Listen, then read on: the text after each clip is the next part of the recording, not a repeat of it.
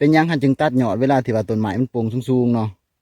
ที่เฮาตัดยอดก็เพราะว่าอยากให้มันแตกง่าแบบนี้เนาะถ้าว่าเฮาบ่ตัดยอดมันสิบ่แตกง่าแล้วมันสิสูงมันสิเหี่ยวเนาะ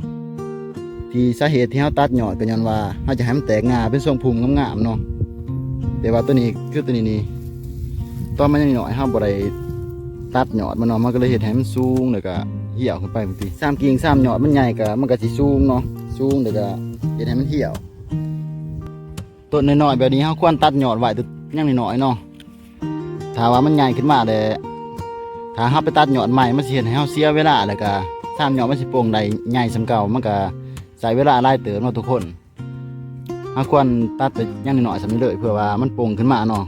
โป่งขึ้นมาแล้วก็มันก็แตกยอดมีแตกยอดขึ้นมาเป็นงามีทรงพุ่มสวยงามเลยตั้งแต่ยังน้อยมันก็เฮาบ่ได้เสียเวลามาตัดใหม่เนาะทุกคนเนาะคือต้นตัวนี้ทุกคนเฮาบ่ได้ตัดยอดมันแต่ยังน้อยเนาะเฮ็ดให้มันโป่งสูงเหี่ยวแล้วก็สูงโยงเนี่ยนี่เลยแบบนี้เลยทุกคนคันเฮาสิตัดตัวนี้เนาะคันเฮาสิตัดตัวนี้มันให้มันแตกใหม่ก็ได้คือกันแต่ว่าที่ว่ามันโป่งผ่านมาเนาะถ้าว่าเฮาตัดออกเฮาก็เสียเวลาไปเลยเนาะแล้วก็เสียมันสิใหญ่ส่ำเก่าอีกก็ถือว่าใช้เวลาหลายเติบเนาะทุกคนต้นตัวนี้ก็ยังเฮาก็ยังลังเลอยู่ว่าสิตอนมันลงบ่หรือว่าปะมันเลยเนาะตอนนี้กำลังแดดเทียงฟ้าทุกคนบางทีผมแต่สูงประมาณนี่ก็ประมาณ2 เมตรประมาณนี้ขึ้นไปเถิงอีกจะว่ามีงาทุกคนกันว่ามันขึ้นมาเพียงนี้นี่แต่มีงาเป็นทรงพุ่มมันก็สิสวยงามเลยทุกคนสมมติว่าถ้าตัดเพียงนี้เนาะถ้าตัดเพียงนี้มันก็สิมีเปอร์เซ็นต์เฮ็ดให้มันตายได้ทุกคนถ้าว่ามันบ่ตายก็สร้างมันสิโป่งใหม่ก็ใช้เวลาหลายเติบเนาะนี่ก็คือใช้เวลา2 ปีปลายเนาะได้สำนี้เนาะก็ถือว่าใหญ่ไวเติบอยู่เนาะแต่เสียดายที่ว่าเฮาบ่ได้แต่งงามันเนาะตอนมันยังน้อยนี่คือต้นตัวนี้เนาะที่ว่าเฮาตัดมันออกเฮาตัดต่อมันออกแล้วก็เพื่อให้ยอดมันโป่งใหม่ตัวนี้ยอดกำลังแตกเนาะเพื่อว่าให้เป็นทรงพุ่มบ่ให้มันสูงบ่ให้มันเหี่ยวเวลามันแตกงาออกมามันก็สิมียอดออกมาหลายๆยอดบัดมันใหญ่แล้วเฮาจะมาเลือกเอาเนาะเฮาสิจัดทรงพุ่มแบบใดเฮาก็เลือกเอาแล้วก็เลือกเอายอดที่ว่ามันสมบูรณ์เอายอดที่มันสมบูรณ์ที่สุดเนาะทางที่ดีเฮาควรสิตัดแต่งกิ่งแต่ยังน้อยๆแบบนี้เลยเนาะทุกคนเนาะเพื่อว่ามันใหญ่ขึ้นมาเฮาจังบ่เสียเวลามาตัดมันอีกเทื่อนึงคันเฮาจงไว้มันก็บ่งามเลยก็เป็นทรงพุ่มบ่งามเนาะคันเฮาตัดแต่ยังน้อยไว้แนวนี้มันก็สิเป็นทรงพุ่มใหญ่ขึ้นมันก็งามเลยเนาะทุกคนสมมุติว่ามันใหญ่แล้วเฮามาตัด30 โป่งได้ส่ำเก่าแล้วก็เสียเวลาผ่านมาเนาะทุกคนเนาะก็เลยว่าเฮาควรตัดไว้แต่ทำอิฐเลยนี่ตอนมันยังน้อยคือต้นนี้ก็ถือว่าเป็นทรงพุ่มสวยงามเลยทุกคนแต่ว่าเฮายังบ่ทันแต่งกิ่งแต่งงามันเป็นทรงพุ่มตั้งแต่งาลุ่มขึ้นมาแนวนี้มันก็สิสวยงามเลยเนาะทุกคนเนาะแบบนี้เลยบัดแล้วเฮาจังเข้าหน้าฝนเฮาจังสิแต่งกิ่งแต่งงามัน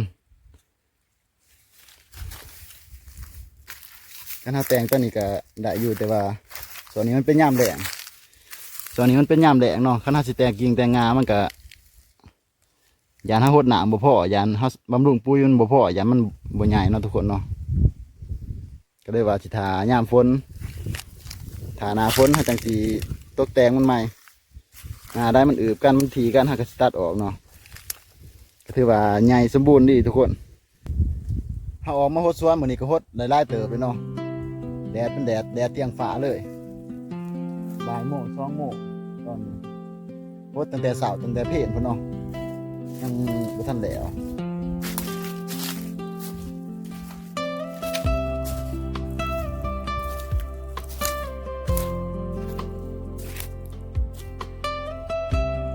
หดแต่เช้าแต่เพลนเพิ่นยังบ่ทันแล้วจักเทื่อเนาะทุกคนเนาะสิแล้วเพราะว่าเฮาแก่เป็นแท็กมาเด้เฮาบ่ได้มีต่อมาหดบ่ได้ต่อระบบน้ำเนาะเอารถไถแก่มาจังเลยส่วนขาดน้ำเนาะทั้งขาดน้ำทั้งช่วงลมพายุเขาทั้งลมพัดใบหล่นหมดแล้วก็สาเหตุมันย้อนขาดน้ำเนี่ยเนาะก็เลยว่าเฮ็ดให้ใบมันหล่นส่วนตัวใดมันสมบูรณ์มันก็บ่ไปสั่งเนาะเอาสิผ่าหลอกเบิ่ง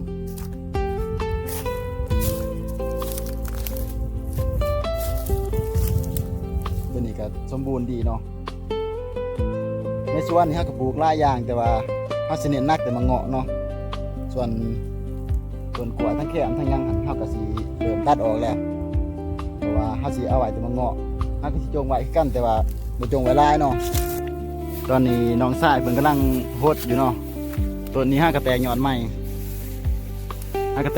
เนาะยอดกำลังอ่อนๆแต่ว่าเบิ่งลักษณะคือจะขาดน้ำนิดหนึ่งเนาะต่อสายน้ำมาโหดเลยเนาะโป้มน้ำขึ้นแต่น้ำเซ่ก็คือใส่แท่งแบบนั้นเนาะใส่แท่งแบบนั้นแล้วก็ต่อทอลงมาโหดเอาเทละต้นเพราะว่าเฮาบ่ทันมีระบบน้ำเลยก็บ่ทันมีท่อเนาะท่านมีงบซื้อท่อตัวนี้ก็อายุสิไล่เลี่ยกันประมาณนั่นแหละแต่ว่าต้นได้ถือว่ามันหน่อยเนาะต้นได้ถือว่ามันหน่อยก็คือเอามาสามใหม่ถือว่ามันตายเนาะมันตายแต่ปีก่อนไปแหละอาจจะเอาเฟืองคุ้มใบเนี่ยนี่เลยเพื่อว่าเวลาโหดน้ำแล้วหันดินมันจะบ่แห้งไหวทุกคนต้นตัวนี้ก็สูงเติบดิน้องสายเพิ่นสูง160 ปลายเซนเนาะลองขึ้นยืนเบิ่งลองยืนแทกก็ถือว่าสูงสมควรเนาะ2 ปีปลายเนาะสุดยอดลาย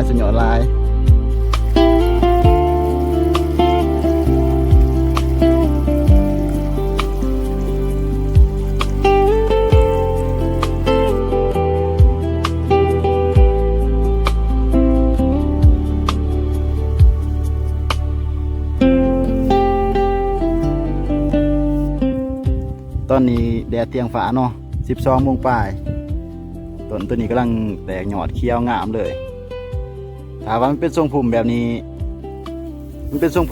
แต่ยังหน่อยนี่เนาะมันก็สิงามเวลามันใหญ่ขึ้นมามันก็สิเป็นทรงพุ่มงามๆและเพื่อต้นตัวนี้ใหญ่เนาะเพื่อเงามันใหญ่มันก็สิสูงขึ้นพอดีบางใหญ่ก็ขึ้นเก็บสบายเนาะขึ้นเก็บสบายแล้วก็เป็นทรงพุ่มสวยงามมันบ่สูงบ่เหี่ยวเนาะตัวนี้กำลังแตกยอดงามเลยนี่เป็นสวงย่ำแหลงที่ว่าเฮาบ่มีระบบน้ำเนาะมีแต่เฮาพ่นน้ำมาหดเอาโป้มน้ำก็บ่ใกล้ดอกเนาะขามป่าอ้อยต้นนั้นไปเนาะก็สิมีแม่น้ำห้วยน้ำเสเนาะแล้วก็คนสลดคนเอาเพื่อว่ามาหดแต่ละต้นซ้ำแล้วก็เฮิงเติบอยู่เนาะทุกคนเนาะต้นตัวนี้ก็คือกันทุกคนเฮาบ่ได้ตัดแต่งกิ่งแต่ทำอิฐเนาะเฮ็ดให้มันสูงเหี่ยวขึ้นเนาะแต่ว่าบ่เป็นยังมันมียอดปงขึ้นมาใหม่ตัวนี้เฮาเสียงเอาตัวนี้น้อยแล้วก็ตัวนี้เฮาหักยอดมันออกเลยเพื่อว่าให้มันแตกงา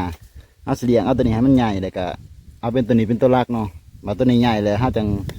สิจงตัวนี้ไว้เฮาจังสิตัดออกบ่แม่นจงตอนเฮาปลูกตะวิดหันสาเหตุที่ว่าเฮาบ่ได้ตัดเนาะย้อนว่ามันอยู่ในสวนมันแน่แล้วก็เฮาปลูกมันเด้เฮาปลูกแถวนี้เฮาปลูกมันหมดแล้วก็มันก็อืบแน่มันห่มก็เห็นให้มันสูงมันเหี่ยวเนาะเห็นให้มันสูงมันเหี่ยวมันก็ทรงพุ่มบ่งามปานใดแต่ว่าต้นก็งามสมบูรณ์อยู่ต้นตัวนี้เป็นต้นที่ว่าเอามาสามใหม่เนาะปลูกสุดก่อนแล้วมันตายเนาะมันบ่ยั่งย้อนว่าเฮาปลูกไก่แถวก็กล้วยหลายเนาะเห็นให้ก็กล้วยมันอืบตอนนี้ตัดก็กล้วยออกแล้วเนาะจงไว้แต่ตัวมันเป็นหมากตัวใดมันบ่เป็นหมากก็เอาออกถ้าจงไว้บ่หลายเนาะจงไว้น้อยหนึ่งเพราะว่าตะกี้เฮาปลูกกล้วยเด้เฮาปลูกกล้วยเลยเฮาเอามาเงาะมาปลูกใส่บางมันต้นตัวนี้มันก็เลยบ่ใหญ่แต่ว่าตอนนี้ตัดออกเลยเนาะตัดต้นกล้วยออกแล้วมันได้รับแสงแดดก็เฮ็ดให้มันโป่งยอดได้นี่แตกยอดตอนนี้ตัดก็กล้วยออกแล้วมันได้รับแสงแดดเพียงพอเนาะมันบ่ห่มมันกับแตกยอดใหม่โป่งยอดใหม่โป่งยอดงามอยู่ทุกคนอากาศเอาเฟืองปกคุ้มเงาเมื่อนี้นี่เลยเนาะทางลมก็จะเป็นต้นกล้วยอีสังมันเน่าในหันแหละแต่ว่าตัดก็กล้วยลงก็มาหอมจะสิเลยจะเป็นต้นกล้วยเน่าต้นกล้วยที่ว่ามันเป็นหนามเนาะมันก็จะเฮ็ดให้ดินชุ่มชื้นเลยแต่ก็บ่ฮู้ว่ามันสิเน่าหรือบ่ถ้าว่าปะเครื่องมันแสะเลยนะหนามมันแสะเลยมันเป็นกล้วยคือที่เนาะกล้วยมันก็ตอก็กล้วยหนามมันก็สิมีออกมาจังซี่เนาะส่วนตัวนี้ก็เป็นต้นมันที่ว่ามัน เน่ามันเปื่อยเลยแต่ว่ามันยังซุ่มเลยดินยังซุ่มเลยต้นนี้ก็สูงใหญ่เลยก็งามทุกคนเป็นทรงพุ่มถือว่าสวยงามอยู่เนาะแต่ว่าเสียดายแต่ว่าเราปลูกมันใส่ทั้งขางมันเนาะปลูกมันใส่บริเวณแถวนี้แหละเห็นให้มันเหี่ยวขึ้นสูงเป็นพุ่มอยู่แต่ว่าเป็นพุ่มขึ้นสูงเนาะแต่ก็บอกเป็นหยังหรอกเพราะว่าถ้าว่าใบมันหนักลายเลยมันสิกองตัวเองเนาะเพราะว่าส่วนเฮานี่ทั้งขางเนี่ยนี่เราปลูกมันใส่เนาะทั้งขางนี่ก็ปลูกมันใส่เลยก็ทั้งนั้นก็เป็นกล้วยมันเป็นแถบเป็นหลอกเนาะก็อาจสิเฮ็ดให้มันเป็นทรงพุ่มบ่สวยงามปานใดแต่ว่าใหญ่ชนิดก็ถือว่าสมควรเติมเนาะทุกคนเนาะอายุก็2 ปีป้านี่แหละเอาปลูกทั้งนี้ก็เป็นแถวกล้วยสู้แถวเพิ่นเลยแล้วก็ปลูกมันใส่เนาะแล้วก็เป็นต้นมะเงาะสายพันธุ์โรงเรียนเนาะบางนี่ก็ปลูกมันแล้วก็ต้นกล้วยแล้วก็ไปกับต้นมะเงาะอีกท่างนั้นก็ปลูกมันต้นกล้วยเลยเนาะก่อนสิเอามะเงาะมาปลูกนี่ปลูกกล้วยก่อนเนาะปลูกกล้วยแล้วก็ปลูกมันก็เลยคิดว่า5 ต้นใหม่กินมาลองปลูกเบิ่งว่าถ้ามะเงาะเฮาใหญ่เนาะเฮาก็สิปลูกมันรอถาก่อนถ้าว่ามะเงาะเฮาใหญ่เฮาก็สิเซาปลูกมันเนาะทุกคนเนาะในสวนตัวนี้เฮาก็ปลูกหลายอย่างมีมะกล้วยมีมะเงาะแล้วก็มะพร้าวเนาะ